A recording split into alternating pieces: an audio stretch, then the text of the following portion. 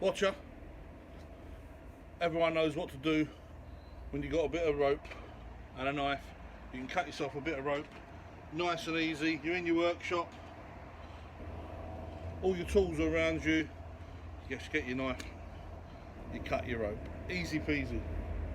What do you do when you're out and about? Up a ladder, bottom of a garden, part of a house that you're working in, and you haven't got your knife to hand. You're camping, something like that. Let me show you a little trick. Put two lengths of rope, put one underneath the other, put your feet on the one on the floor.